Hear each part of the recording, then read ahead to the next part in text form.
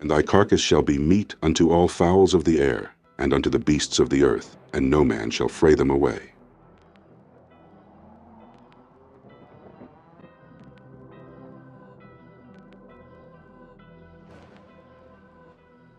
And thy carcass shall be meat unto all fowls of the air. This sentence describes a severe consequence for disobedience, where the dead bodies, carcasses of the Israelites, will be left unburied. In the cultural and religious context of the Israelites, proper burial was significant, and the lack of it indicated dishonor and a curse. The reference to birds and beasts consuming the bodies emphasizes the totality of the defeat and the abandonment by God due to disobedience. And no man shall fray them away. This part emphasizes the completeness of the abandonment. Normally, in a battlefield or in a community, efforts would be made to protect the dignity of the dead by keeping scavengers away from the corpses. This sentence implies that the defeat and desolation will be so complete that there will be no one left to perform even this act of basic respect. It serves as a stark warning of the consequences of turning away from God's commandments. Breaking the Most High's laws is considered a sin, leading to a curse, which is a punishment for violating God's laws. Being cursed by God in the biblical context generally refers to the divine imposition of adversity or misfortune as a response to disobedience, sin, or breach of God's commandments. These curses can manifest in various forms, including but not limited to physical ailments, financial hardship, social ostracism, or general misfortune. They are often depicted as a consequence of turning away from God's path and failing to follow His laws and teachings.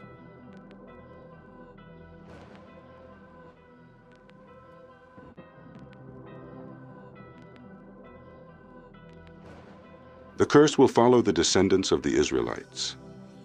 Up until the history of lynchings in the deep south of the United States, it was not uncommon for the bodies of the lynched individuals to be left hanging in public view, with birds circling around the rotting corpses. This was done as a means of intimidation and to instill fear among the African American community. The practice was a stark display of racial violence and a blatant disregard for human dignity and life. It's a harrowing and sorrowful part of American history, reflecting the severe racial tensions and injustices of that era. Christ hath redeemed us from the curse of the law, being made a curse for us. For it is written, Cursed is everyone that hangeth on a tree. Galatians 3:13, KJV. Christ hath redeemed us from the curse of the law, being made a curse for us. Christ redeemed us. This phrase signifies that Jesus Christ acted to save or deliver or redeem the Israelites, who are His family. Christ is the Redeemer. To redeem means to deliver from bondage, distress, or from liability to any evil. This redemption is also associated with salvation, captivity, and the forgiveness of sins. In the Hebrew Bible, sacrificing a lamb was a key religious practice.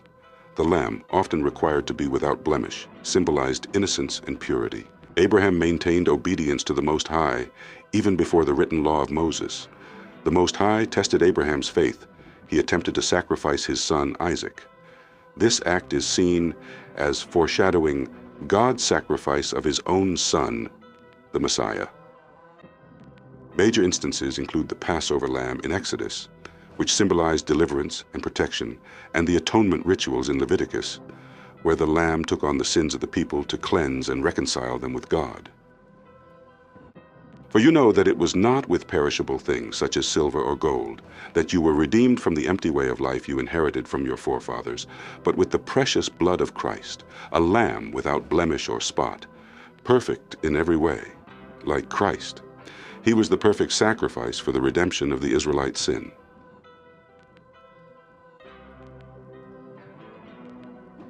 From the curse of the law.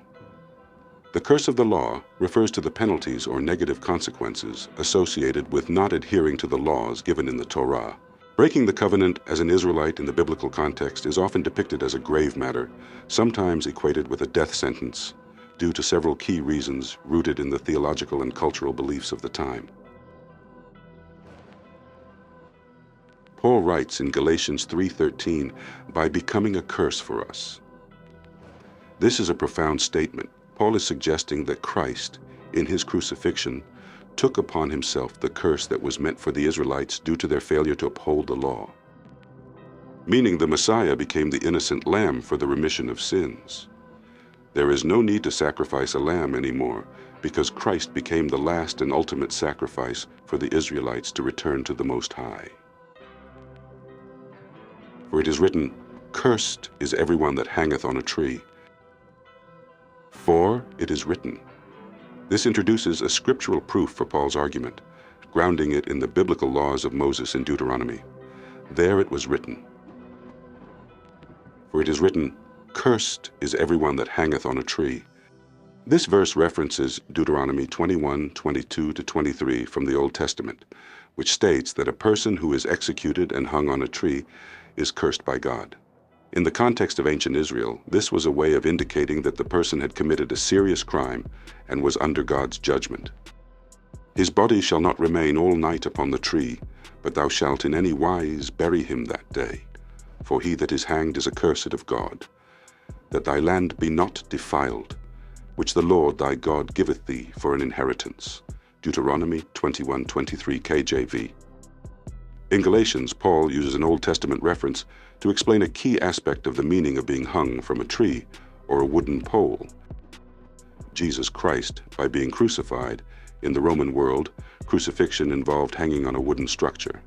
Christ took upon himself the curse that was meant for Israelites only due to sin, and sin is breaking God's law.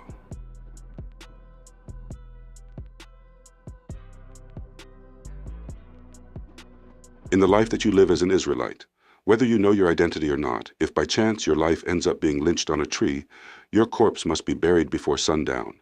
If not, it's considered a curse, whether you are innocent or not. You have become ensnared in a curse.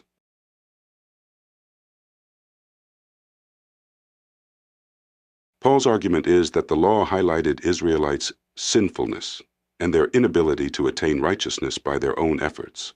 Thus, Christ's sacrificial death is seen as a means of redeeming believers from the curse of the law. This concept is central to the understanding of salvation from captivity, where Christ's death and resurrection are believed to provide a way for Israelites to be reconciled with God.